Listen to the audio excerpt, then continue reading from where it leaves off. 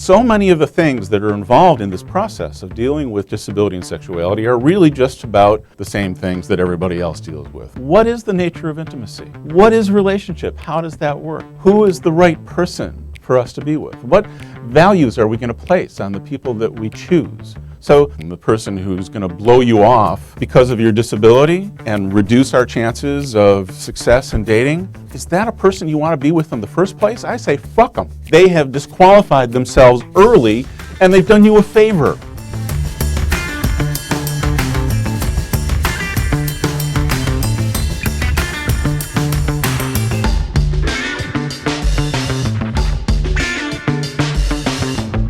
There is a big debate with online dating as to whether or not you post a profile picture of yourself in the wheelchair or you wait and let them know later. While I think there's no right or wrong answer to that question, my feeling is that whenever you hide a part of who you are, it comes from a place of shame and self-loathing. And when you truly love and accept yourself, you proudly will post that picture of yourself in a wheelchair, because that's who you are. That's self-esteem, that's confidence, and that's sexy.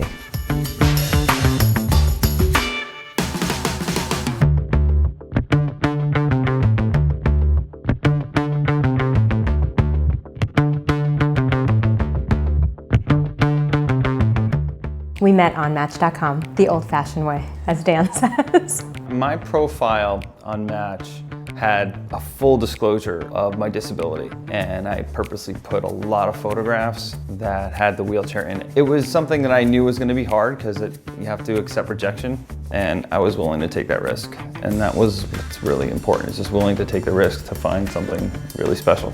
You certainly experience rejection no matter who you are. So I got used to that as well. There was something very special about Dan's profile, and people always ask me, did you see right away that he's in a wheelchair? That was one of the actually most attractive things, was his willingness to put it all out there, to say, this is who I am, this is what I do, this is what I've overcome.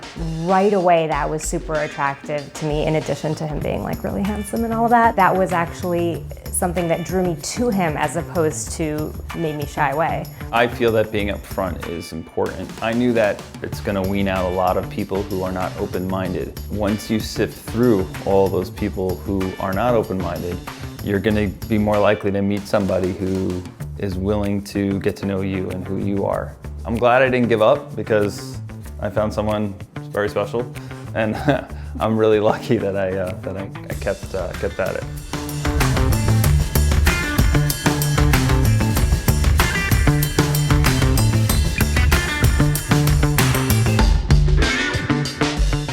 Disability is a kind of a filter. We find out pretty quickly whether or not we're with somebody who is present enough and who is connecting with us in an authentic way. And if they're open to us, and if they care about us, and if all that energy is going on, then they're going to be perfectly willing to go to the next level to find out, well, okay, what about this? And they're going to start asking the questions, and you have the conversation. It's the innate nature of relationship and love and intimacy, or casual connection. Even if it's somebody you're going to have a one-nighter with, but you're attracted to each other, you made that choice to be together, the chemistry was there, it worked, you had a good time, you honor each other, thank you. Have a good life. Today, in dating in general, we have to all be careful when we go out there and we're dating, especially online dating, where you may not know that person ahead of time. And there is a group out there, devotees, that take advantage, that are wanting to be sexual with people just because of their injury. So you want to take your time, you want to get to know the person before you become sexual with them. I always give them time. I give them the benefit of the doubt. Because like I said, it's tricky because you don't know who's coming towards you. What are their feelings? What are the intentions? And I'm not nobody's doll or nobody's puppet or toy. No, I don't think so. You're not going to get off like that with me. So I give it time. When you're looking for a partner, especially as a woman in New York City, there are a lot of challenges. And it's very easy to fall into dismissing people quickly for silly reasons and having impossible standards, and it's just really hard to connect with people. You find that people are not really authentic, they're not really presenting themselves as who they are. Obviously what was different with Dan is that nothing could really be hidden. It was out there from the beginning what his challenge was.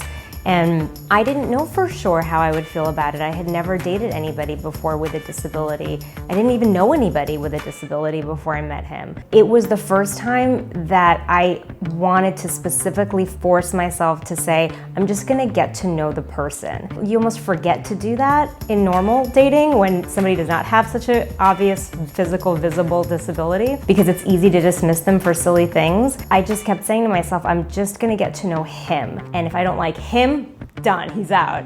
But I don't want to dismiss him because of the disability. And it was a conscious effort on my part to actively really do that. If everybody could do that in all dating, then the world would be, much better and much easier for everyone. But it was sort of like I had to talk myself through that, and I'm so glad that I did, because at some point I really just forgot about that piece of it, and it was just Dan.